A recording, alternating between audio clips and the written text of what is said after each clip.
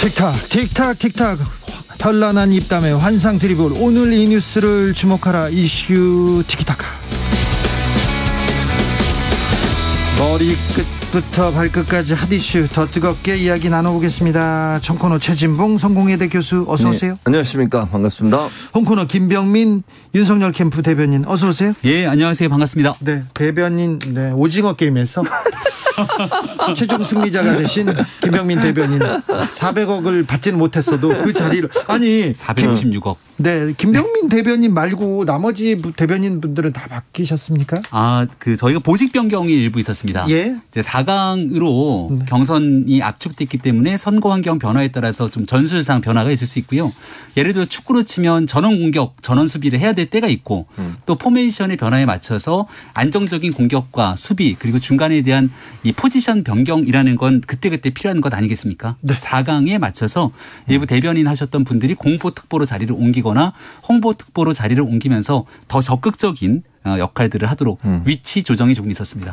최진봉 교수님. 그러니까 대변인 중에 유일하게 사고 안 치신 분이 김병민이죠. 그래서 남으신 것 같고 두 분이 김경진, 김용남 두 분이 또 이제 말씀하시면서 여러 가지 논란이 일어났지 않습니까? 아니 대변인이 저 사고를 친 건 아니죠. 그럼 누가 친 거예요? 모르죠. 그런데 이렇게 대변하려다가 보니까 그래서 어쨌든 논란을 일으키는 분들을 계속 그 자리에 두는 것은 상당히 부담이 됐을 거고 그것이 이제 국민적 여론을 악화시킬 수 있는 요인이 됐다고 보여져요. 그래서 네. 아마 이제 그분을 또 이제 밖에 나가시진 않고 홍보특보로 일단 돌려막기 하셨으니까 일단 김경진, 김용남 두 분 같은 경우에 계속 남아 계시는 것 같고 일단 이제 김병민 대변인이 가장 원탑으로서 이제 열심히 할 것 같고요. 부담이 좀 커져서 좀 걱정이긴 한데 어쨌든 이제 중요한 건 대변인들이 어떤 말을 하면 그게 후보의 입장이 돼버리는 거잖아요. 네. 어떤 말을 하든 말할 때 좀 주의하고 조심해야 되는데 그런 부분이 좀 부족해서 아마 좀 개편을 한 게 아닌가 이렇게 보여지네요. 저는 김용남 의원이 저기 윤석열 후보를 막기 위해서 굉장히 고군분투한다 이런 생각했거든요. 네. 들었었거든요. 주진우 라이브에서 또 발언들이 있었기 때문에 아마 좀 거기에 대한 마음들이 좀 쓰셨던 것 같고요. 예, 참고로 다시 한번 말씀드리면 누군가에 대한 문책석 경질이나 이런 거 전혀 아니고요. 김경진 의원님은 참고로 특보입니다. 대변인이 아니라. 그 자리를 그분은 특보인데 자리가 바뀌진 않았죠. 예, 특보 자리를 계속 유지하고 있는 것이고요. 네. 나머지 분들도 본인들이 이제 방송에 나가서 더 적극적인 캠프 활동을 하시는 거니까 앞으로도 많은 성원 좀 해주시면 좋겠다는 말씀드립니다. 김병민 참 대변인 얘기를 들어보면 그런가 보다. 끄덕끄덕하고 있게 되죠. 그런데 다른 대변인 말씀을 듣거나 이제 윤 후보님 말씀을 들으면 좀 이해가 안 되는 부분이 있어서 좀 안타깝다는 생각이 들어요. 네. 그러니까 김병민의 해석이 필요한 그런 말들을 많이 하시는 부분은 좀 줄이는 게 필요하다는 생각이 듭니다. 네, 김병민 대변인 얘기를 들으면 아이고 무슨 말인지 알겠다 이렇게 얘기하다가도 후보 윤석열 후보 얘기를 들으면 이거 무슨 얘기죠 이렇게 물어보면 전혀 그렇지가 않은 게요. 제가 잘 모르고 있었던 현안들에 대해서 윤석열 후보와 함께 얘기를 나누면 그렇구나 하면서 제가 느끼고 깨닫고 그 내용들을 또 나가서 설명하는 것 아니겠습니까? 지금 김병민의 지금 다 이 내공과 공력이 다 거기서 배운 거다. 그럼요. 네. 저는 한 가지 제가 이제 신앙인으로서 제일 이해 안 되는 말씀이 하나 있었어요. 예. 교회 가셔가지고 구약을 다 애운다. 그 부인 되시는 분이 구약을 다 외운다 그러죠. 구약이 성경이 39권이거든요. 창세기부터 말라기까지. 그걸 다 외우실 수는 없을 텐데. 좀 외우셨겠죠. 다 외우실 수도 있어요. 못 외워요. 네. 어떤 목사도 그걸 다 못 외웁니다. 알겠습니다. 자, 안상수 전 의원, 이현주 전 의원도 홍준표 캠프로 갔습니다. 윤석열보다 홍준표가 확장성이 있다. 윤석열 준비 안 됐다. 이렇게 얘기했는데 이렇게 외칩니다. 홍준표 캠프의 새 분위기 어떻게 보고 계십니까? 예, 굉장히 긍정적으로 보고 있죠. 긍정적으로. 예, 여기 가신 분들 이제 조금 한 20여일 뒤가 되면 윤석열 후보와 함께 모두 원팀으로 활동하셔야 될 분들이 아닐까 이렇게 생각을 하고 있습니다. 그렇습니다. 네, 그동안 윤석열 후보 캠프에서 굉장히 많은 그 인재 영입들에 대한 인사 발표들이 있었고요. 홍준표 후보가 굉장히 훌륭한 정치인이죠. 그동안 이제 거의 외부에 있는 도움 없이 혼자서 여기까지 활동을 해오셨는데 같이 힘을 보태겠다는 정치인들이 손을 잡는 건 자연스러운 일이라고 보고요. 또 거기서 적극적인 역할을 하셨던 분들도 최종적인 한 명의 후보가 확정되고 나면 거기에 힘을 다 보탤 거라고 보기 때문에 긍정적이다 이렇게 말씀드립니다. 그러니까 저는 이렇게 생각해요. 그러니까 지금은 그러니까 김병민 대변인 말처럼 경선이 끝나고 나면 그렇게 되겠죠. 문제는 경선 기간 동안 얼마나 뜨겁게 부딪히느냐의 문제라고 보는데 일단 홍준표 후보 입장에서는 최대한 세를 불릴 수밖에 없어요. 어쨌든 뭐 지지율로 보면 사실은 좀 엎치락뒤치락 하지만 세력으로 보면 약간 좀 그 윤석열 후보한테 밀리는 부분이 있다고 저는 개인적으로 생각하거든요. 그렇죠. 예, 그래서 세를 불리는 것은 결국 조직을 좀 확대시켜서 윤석열 후보를 넘어서서 본인이 후보가 돼야 되는 그런 절박한 상황인 거죠. 그러다 보니까 가능한 한 많은 승부를 끌어들인다고 저는 보고요. 그러니까 이거 누가 사실은 이낙연, 이재명 두 후보 간의 경선도 마찬가지잖아요. 경선이 막바지로 가면 갈수록 더 치열한 경쟁이 일어나게 될 것이고 네. 여러 가지 네거티브도 나올 가능성이 저는 있다고 봐요. 지금도 물론 그런 조짐이 보이고 있고요. 그래서 그런 상황에 조직을 끌어들여서 윤석열을 넘어설 수 있는 그런 위치를 가려는 홍준표 후보의 전략이라고 보여집니다. 지금 국민의힘 토론회 다시 또 진행 중입니다. 사인으로 압축되고 나서 분위기가 좀 바뀌었습니까, 교수님? 그러니까 저는 사인으로 압축되고 나서 약간 바뀌긴 했는데 크게 바뀌진 않았어요. 그러니까 저는 제가 기대했던 건 이런 거거든요. 정책 대결 이런 부분이 좀 강화될 줄 알았더니 네. 그거보다는 예전의 모습 그대로가 일정 부분 보여졌어요. 그래서 좀 안타까운 부분은 있어요, 개인적으로. 그래서 원희룡 후보가 들어가면 저는 정책 대결이 더 강화될 거라고 봤는데 그거보다는 역시 이제 네거티브적인 부분도 함께 있었고 예전에 논란이 됐던 뭐 주술 문제 이런 문제도 계속 나왔고 그 문제는 네. 그만 좀 나와야 되는 거 아닌가 그러니까 이제 계속되네요. 그러니까 이제 왜냐하면 제가 볼 때는 유승민 후보 입장에서는 추격하는 입장이잖아요. 네. 그럼 결국은 1등 후보를 공격해서 본인의 지지율을 끌어올리는 그런 전략을 쓸 수밖에 없는 상황이에요. 근데 네. 그런 부분은 불가피한 면이 없지 않아 있지만 그게 너무 강화되면 사실은 이제 경선 자체가 네거티브로 흐를 수 있어서 좀 부정적인 부분이 있을 거라고 생각이 됩니다. 예, 저희 토론 방식을 조금 설명을 드리면요. 지금 월수금 이렇게 막 토론이 엄청나게 잡혀 있습니다. 계속 왜 토론만 그렇게 많이 하죠? 우리 이준석 대표가 또 토론을 좋아하니까 좋아해요. 이 토론이 국민들께 알려줄 수 있는 비대면 시대에 가장 효과적인 방법이라고 생각했던 것 같은데 월요일 토론은 광주에서 있었고 4명의 합동 토론이었고요. 지금 이 순간에도 제주에서 4명의 합동 토론이 열리고 있습니다. 근데 국민들이 관심을 가지고 볼 건 한 명씩 토론하는 1:1 마스 토론일 거거든요. 그래서 이번 주 금요일부터 3주간 금요일 바로 한 주진우 라이브가 할 시간인 것 같은데 그때쯤 맞춰서 그러면 하지 말라고 하세요. 1:1 토론이 진행되는데 아마 여기가 흥미진진한 요소들이 있을 거라 생각하고 정책 토론이 좀 아쉽다고 했지만 전체 내용을 보면 정책 토론이 굉장히 많이 있었습니다. 특히 대장동 정책 토론. 서로 대장동의 진실을 알리기 위한 토론들도 상당히 정권 교체를 원하는 국민들께 많은 볼거리들을 보여주고 있다 이렇게 생각이 됩니다. 네, 병민 보살 3629님 문자입니다. 네. 병민 보살님 너무 잘 갖다 붙입니다. 거의 신의 경지입니다. 얘기합니다. 김병민 대변인 손바닥 내놔봐요. 왕자 썼는지 보자고요. 네. 2014님 윤석열 후보가 김병민만 같아라 하는 바람도 있습니다. 남진자님이 김병민 씨 나와바리는 무슨 뜻인가요? 이렇게 물어보는데요. 구역이죠. 그래서 바로 얘기를 꺼냈다가 구역이라는 말로 정정을 합니다까지 얘기를 다 했죠. 네. 편안하게 얘기를 하면서 여러 가지 말들을 섞어서 얘기할 수 있지만 거기에 대한 본질이 흐트러지지 않았다는 말씀입니다. 그런데 그런 말을 안 하는 게 제일 좋아요. 그런 말을 하는 게 무슨 도움이 되겠어요. 일본어고 일단.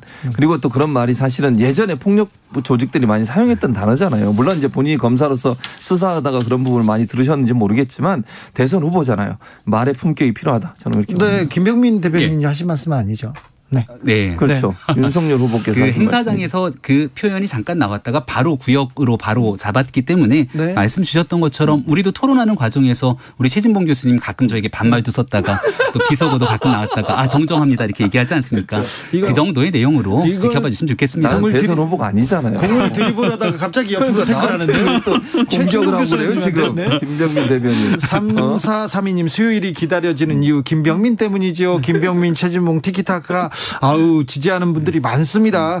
8748님 저는 홍준표 후보가 경선에서 탈락하면 절대로 승복하지 않을 거라고 생각합니다. 그 차이가 1-2%밖에 나지 않을 것이기 때문입니다. 이런 얘기를 하는데 어떻게 들으셨습니까? 홍준표 후보 캠프에는 서른 의원 같은 분은 안 계시더라고요.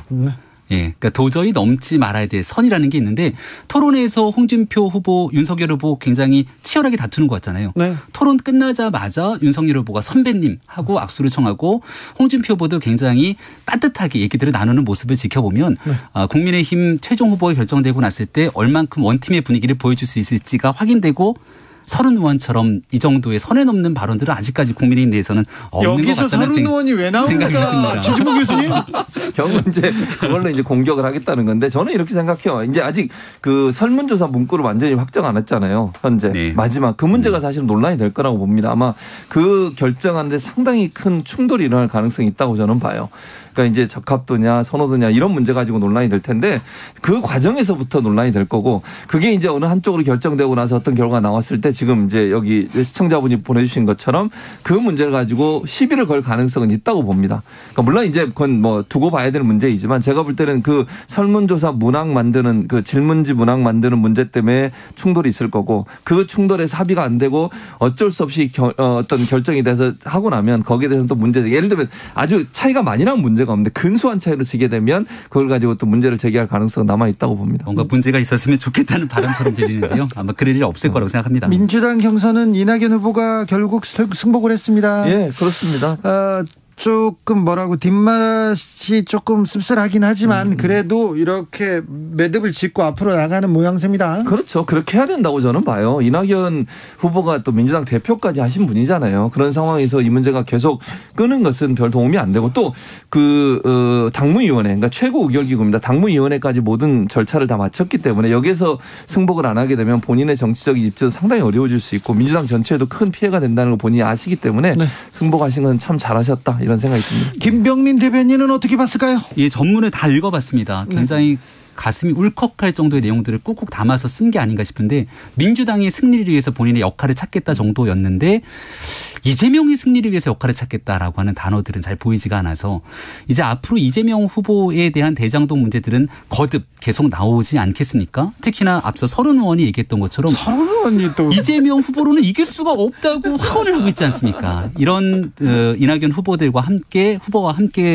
손을 맞잡고 뛰었던 동료 의원들 그리고 지지층들의 마음까지 되돌려놔야 될 텐데 그러기에는 뭔가 2% 뭔가 아쉬움이 남는 선언문이었다. 아까 저한테 분명히 국민의힘의 갈등을 부추긴다. 지금 김병민 대변인이 민주당의 갈등을 부추기잖아요. 근데 저는 서른 의원도 이제는 승복하실 거라고 생각해요. 그리고 지지자들 입장은 충분히 이해합니다. 저는 지지자 입장에서는 그럴 수 있다고 봅니다. 왜냐하면 워낙 그게 마음에 상처가 있지 않겠습니까? 그래서 그런 부분들은 안고 가야 돼요. 그리고 이제 한 팀이 됐으니까 민주당의 정권 재창출이라고 하는 목표에 한 목표를 향해서 모든 민주당원들은 함께 갈 거라고 저는 봅니다. 그렇습니까? 제가 앞서 말씀드렸던 것처럼 이 대장동 문제가 지금 선에서 정리가 되면 모르겠는데 특히 1차 선거인단, 2차 선거인단과 달리 3차 선거인단에서 급격한 변화가 나타났잖아요. 이게 앞으로 더 이어지게 된다면 민주당 내에서의 대혼란이 있지 않을까라고 저는 생각합니다. 네, 조심하세요. 방심하면 홍 후보가 언제 물지 몰라요. 7617님 얘기하셨고 케빈 반담님께서 김병민은 목사하면 잘할 것 같아요. 얘기합니다.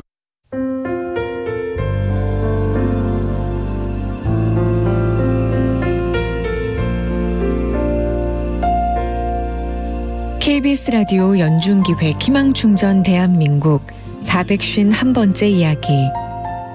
안녕하세요. 아나운서 이현주입니다. 1급 시각장애인으로 앞이 거의 보이지 않는 세미 엄마는 세미의 앞날이 걱정입니다. 미숙아로 태어나서 중증 지적장애 진단을 받은 세미는 16살이 된 지금까지 혼자서 제대로 일상을 보낸 적이 없습니다. 신경 섬유종증이 심해지면서 근육이 쇠약해지고 청력도 희미해지고 있는 상황인데요. 학교에서 심한 따돌림을 당해 학교폭력위원회가 열렸지만 인지 능력이 부족한 세미는 아픔을 아픔이라고 말하지도 인지하지도 못했습니다. 엄마의 소원은 그저 세미가 아플 때 아프다고 말할 수 있었으면 하는 건데요. 평범한 일상의 기적을 꿈꾸는 세미와 엄마에게 포기하지 않으면 반드시 희망이 찾아온다는 걸 여러분이 보여주세요. 여러분의 따뜻한 손길이 희망의 빛이 됩니다. ARS 060-700-1580 060-700-1580 한 통화 3,000원으로 희망을 선물해 주세요. KBS 라디오 연중기획 희망충전 대한민국은 초록우산 어린이재단, 인탑스 주식회사 그리고 청취자 여러분과 함께합니다. ARS 060-700-1580 한 통화 3,000원입니다.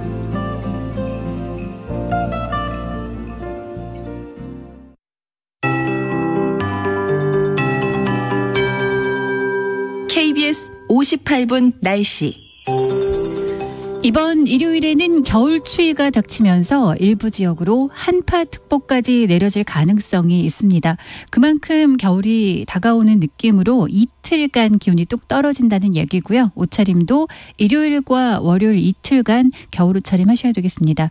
일요일 기온이 가장 낮을 전망이고요. 서울의 아침 기온은 2도까지 떨어지고 세종시나 춘천도 1도의 아침 기온을 보이면서 겨울 추위가 이어지겠습니다.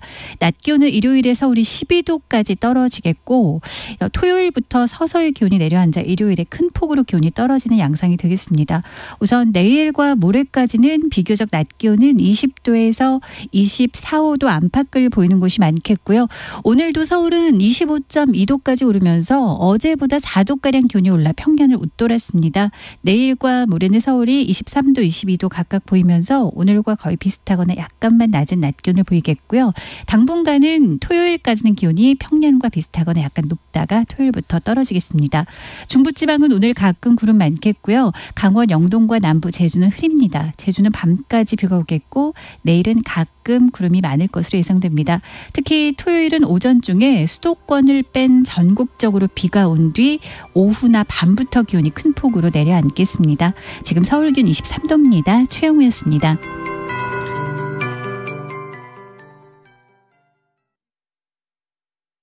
정성을 다하는 국민의 방송 KBS가 6시를 알려드립니다.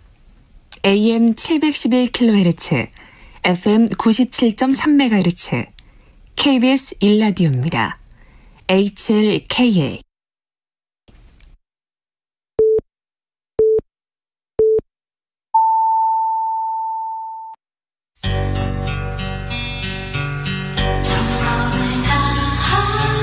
정성을 다하는 국민의 방송 KBS 주진우 라이브. 그냥 그렇다고요. 주진우 라이브 함께하고 계십니다. 지역에 따라 2부에 합류하시는 분들 계시죠? 어서 오십시오. 자리 잡으시고요. 7시까지 함께해 주십시오. 02로 전화 오면 주진우 라이브 아시죠? 자, 라디오 정보센터 다녀오겠습니다. 정한나 씨. 민주당 대선 경선에 참여했던 이낙연 전 대표가 당무위 결정을 존중한다며 경선 결과를 수용한다는 입장을 냈습니다. 박범계 법무부 장관이 로톡 등 법률 플랫폼이 불법이 아니라는 입장을 재차 밝혔습니다. 윤석열 전 검찰총장 부인 김건희 씨의 주가 조작 연루 의혹을 들여다보는 검찰이 사건 관계자인 도이치모터스 권오수 회장의 가족 소유 회사를 압수수색했습니다. 최근 주식, 원화, 채권이 동반 약세를 보이는 트리플 약세에 시달렸던 국내 금융시장이 오늘 주가는 반등하고 환율과 채권 금리의 급등세는 진정되는 등 숨돌리는 모습을 보였습니다. 지금까지 정보센터 뉴스였습니다. 김병민 목사하면 금방 대형교회 됩니다. 이렇게 얘기합니다. 0806님께서는 정광훈은 센 목사, 김병민은 부드러운 목사 얘기합니다. 아이고, 신학 공부하신 최진봉 교수님도 계신데요. 저는 참고로 카톨릭 신자입니다. 네. 속상할 뻔했네요, 교수님. 뭐 속상할 거 없습니다. 김병민 대변인도 본인의 사명을 갖고 하시면 좋은 거죠, 뭐. 네. 자, 이재명 후보가 민주당 후보로 확정됐어요. 그리고 지금 계속해서 국민의힘에서는 TV 토론을 하고 있는데, 그래도 이슈는 대장동으로 갑니다. 네, 대장동 이슈. 네, 고발 사주도 있습니다. 그렇죠, 고발 사주. 그러니까 두 가지가 사실은 이제 함께 가고 있는 건데, 고발 사주 의혹 같은 경우는 지금 수사를 하고 있으니까 그 수사 내용이 어떻게 되느냐를 이제 지켜봐야 되겠죠. 수사 내용이 그렇게 복잡한 내용이 아닌데 왜 안 나올까요? 그러니까요. 빨리 좀 발표를 했으면 좋겠다는 생각이 들고, 뿐만 아니라 이제 김건희 씨 도이치모터스 사건이나 장모 사건 이런 부분도 계속 수사가 되고 있어서 그 부분은 이제 어떻게 나오느냐를 지켜봐야 될 것 같고요. 네. 대장동 이슈도 이제 이번에 국감에 이제 이재명 지사가 나가기로 했잖아요. 네. 그 부분은 결국 정면 돌파를 하겠다는 의지라고 보여지고, 네. 이제 그날 이재명 후보가 어떤 모습을 보이느냐에 따라서 새로운 국면을 맞게 될 거라고 저는 봅니다. 국민의힘은 당연히 파상 공세를 할 거고요. 네. 또 면책특권 이용해서 확인되지 않은 얘기도 여러 가지를 할 예상이 돼요. 그래서 이제 의혹 이런 부분을 가지고 얘기할 텐데, 그걸 어떻게 이재명 후보가 잘 넘어가느냐. 거기서 제대로 하면 뭐 이렇게 국민적 설득이 일어날 수 있을 거고 이제 만약에 거기서 좀 이제 잘 안 되면 그게 또 다른 의혹을 나올 수 있어서 이거는 정말 예측이 불가능한데 일단 뭐 이재명 후보의 개인적인 어떤 능력을 믿는 수밖에 없다 이렇게 보입니다. 조국 전 장관 사건이 있었을 때 청문회가 열리기 전에 기자들 앞에서 사전 청문회를 조국 전 장관이 열었어요. 그때 기자들이 질문을 했는데 조국 전 장관의 대답에 거의 막혀가지고 의혹이 해소되는 그런 면도 좀 보였었는데 이번 국감은 어떻게 될까요? 이재명 후보를 당할 수 있을까요? 국민의힘에서? 저랑 이신점신 마음이 통했던 것 같아요. 딱 이 얘기 듣자마자 저는 조국 전 장관에 떠올렸거든요. 그리고 조국 전 장관이 화려한 언변을 통해서 아니다. 그럴 리가 없습니다. 그리고 저희 가족은 표창장을 위조하지 않았습니다. 숱하게 얘기했고 민주당에 있는 의원들조차 나서서 막았지만 나중에는 개면적어서 조국의 강을 어떻게 건너냐 등에 대한 사건의 진실이 밝혀지지 않았습니까? 그 사건의 진실은 어떻게 밝혀졌느냐. 윤석열 후보가 검찰총장으로 용기 있게 살아있는 권력과 맞서 싸운 덕에 밝혀진 것 아닌가. 진실은 아무리 멀리 던져도 제자리로 돌아온다. 김경수 지사가 대법원 선고되던 당시 했던 얘기인데요. 이런 일들을 보게 되면 국정감사에서 언변보다 중요한 건 실체적 진실을 밝히는 일이고 김만배 씨가 지금 구속의 기로에 서 있다는 게 이 모든 것들을 하나로 압축시키는 일이 아닌가 싶습니다. 김병민 엘로 카드 한 장. 여기서 조국 전 장관의 김경수는 왜 나옵니까? 자, 최진봉 교수님. 그러니까 저는 이렇게 생각해요. 그러니까 그 조국 전 장관의 인터뷰하고 이재명 지사가 이제 국정감사 가서 하는 얘기는 전혀 다른 차원의 문제라고 봐요. 사실관계를 확인하는 문제이고 저는 이제 이재명 지사가 평소에 생각하고 갖고 있었던 경험했던 모든 걸 다 얘기할 거라고 봐요. 사실 그대로를. 김만배 씨가 구속되고 안 되고가 이재명 지사와 직접적인 연관이 있다고 저는 보지 않고요. 그러니까 저는 이제 국민들이 얼마나 왜냐하면 이게 생방송으로 거의 모든 방송사가 방송을 할 거예요. 그러면 편집이 될 수도 없어요. 있는 그대로 날 것이 보여질 겁니다. 국민의힘에선 파상공세하는데 만약에 이재명 후보가 정말 잘 설득해서 본인의 명백함을 다 밝혀낼 수만 있으면 저는 이거는 큰 계기가 될 거라고 봐요. 좋은 측면에서. 네. 물론 제가 아까도 말씀드렸지만 어떤 결과가 나올지는 아직도 예측할 수 없습니다. 그건 그날에 어떤 상황이 펼쳐지냐에 따라 달라질 텐데 저는 진실이 승리할 거라고 생각해요. 정말 이재명 후보가 아무것도 받지 않았다고 하면 그 명백함이 밝혀질 거라고 저는 봐요. 그런 부분들을 잘 설득해낼 수만 있다면 저는 이번 계기가 중요한 하나의 반전의 계기가 될 거라고 봅니다. 이재명 후보가 자기 스타일로 정면 돌파를 선언했습니다. 이재명 후보가 긴급 기자회견을 열어가지고 일부 세력과 정치 세력이 가짜뉴스로 대장동 가짜뉴스를 만들고 있다 이렇게 얘기했는데 어저께 긴급 기자회견에서 저도 긴장을 하고 2시가 좀 넘을 때였네요. 새로운 뉴스가 나오나 하고 봤는데 새로운 건 아무것도 없더라고요. 공익환수사업본이 잘했다는 얘기 똑같이 하고 있고 핵심 궁금하잖아요. 유동규 씨가 구속됐는데 누가 봐도 측근 중에 측근인데 여러 직원 중에 한 명의 일탈 운운하고 오염? 유동규 씨가 들었으면 정말 서운했을 거예요. 우리가 봤을 때 유동규 씨가 구속되는 기상천외한 일이 일어나고요. 김만배 씨 처음 나왔을 때 인터뷰 한번 한 사이인데 여기서 모르는 거로 딱 자르지 않았습니까? 하지만 김만배 씨 지인에 대한 오늘 언론 인터뷰 보도된 내용을 보니까 평상시 이재명 지사와의 친분을 과시하고 다녔다는 내용들까지 나오게 됩니다. 한두 명 꼬리 자르기로 끝날 수 있는 진실의 영역이 아니라고 보고요.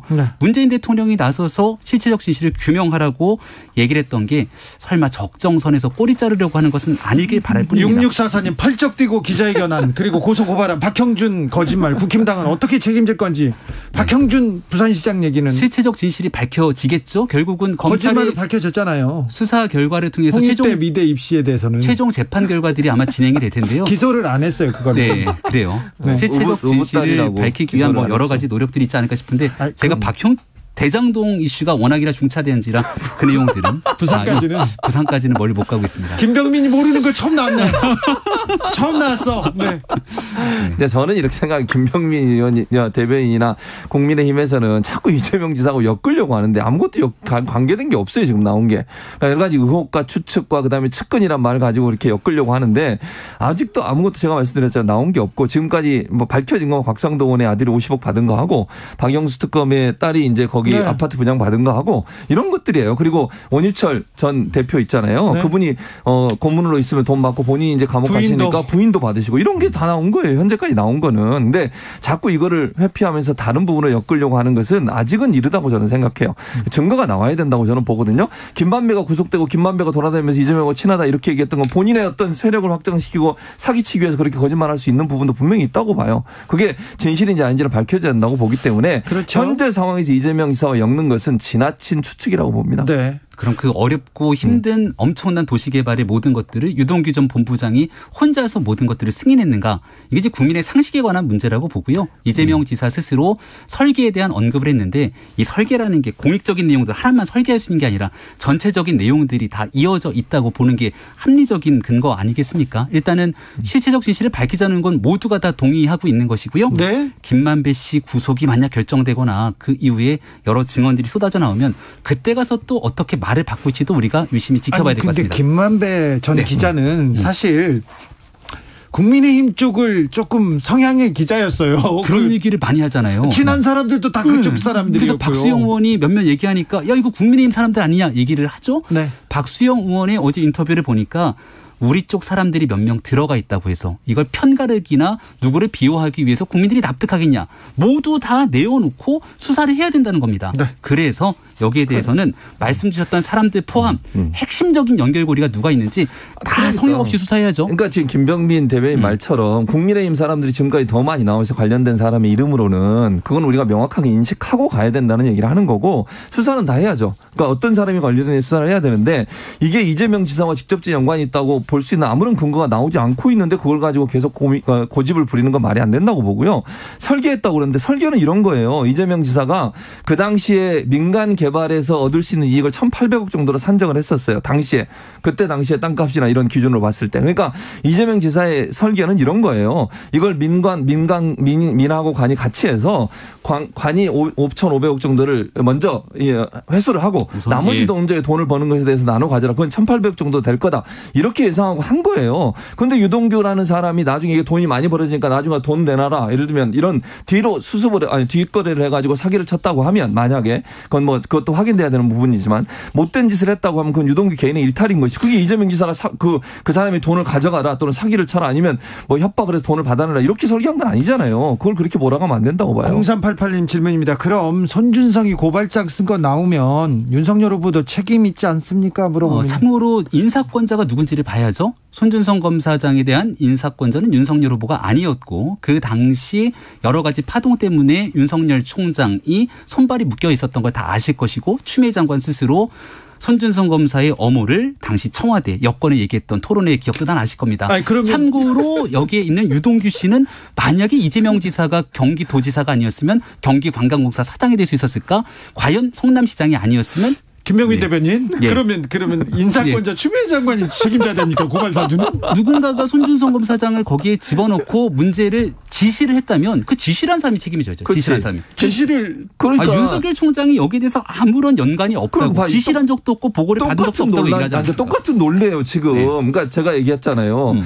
그 유동규라는 사람이 만약에 뇌물을 받고 나쁜 짓을 했다고 하면 그게 지시된 게 아니잖아요. 그런데 거기에서는 지시라고 얘기하고 윤석열 총장과 손준성 검사에 대한 지시 관계가 없다고 얘기하고 아니 수사정보정책관이라는 자리가 검찰총장이 직보하는 자리예요. 가장 가까이에서. 562님 세상이 어지러웠어요. 뮤지컬 한 편 보고 있는데 합니다. 손준성이 가장 검찰총장하고 가까운 자리에 있었는데 장관이 책임져야 된다. 이거는 또. 아니 추미애 장관 스스로가 손준성 검사장 유임에 대해서 청와대에 업무가 있었다고 얘기를 했어요. 그리고 윤석열 총장이 처음에 취임했을 때 같이 있었던 식구가 아닌 인사에 대한 참사 이후로 임명됐던 사람이라는 말씀을 다시 한번 드리고요. 네, 그러니까 저는 이렇게 생각해요. 자, 손준성 검사가 했던 직책 자체가 검찰총장이 직보하는 자리고 그 손준성 검사가 있었던 그 수사정보 정책관에서 만든 여러 가지 서류들이 지금 문제가 되고 있는 거잖아요. 고발장이. 그거 맞죠? 고발 사주 문제도 그렇고 그다음에 장모 관련된 정보를 만든 것도 그렇고 그러니까 변호하는 게 아니냐. 손준성 검사장이 만들었다고 나온 바가 없고요. 그 부서에서. 아니 지금 현재 나온 건 여기서 손준성 보냄이라고 하는 자료가 틀리지 않았다는 거죠. 수사정보정책관에서 정책관실에서 그런 자료를 만들었다는 얘기를 하는 거고요. 그게 확인된 바가 없다니까요, 아직까지. 제가 그 얘기를 하는 이유는 수사정보정책관이라는 실이 검찰총장의 직보를 받아서 관계가 밀접하다는 얘기를 하는 거예요. 그런 그러니까 부분들을 전혀 부인할 수는 없다는 얘기를 하는 내용을 바탕으로 얘기를 해야 되는데 검찰이 공수처로 넘기면서 확인했던 건 이 내용이 위조되지 않았다는 것만 확인한 겁니다. 이슈 티키타카 여기서 마무리할까요? 예. 네. 더 큰 논란에 대한 토론은 저 밖에서 하겠습니다. 저희가 최주문 교수님, 김병민 대변인 오늘도 감사했습니다. 네, 고맙습니다. 감사합니다. 정치 피로, 사건 사고로 인한 피로, 고달픈 일상에서 오는 피로.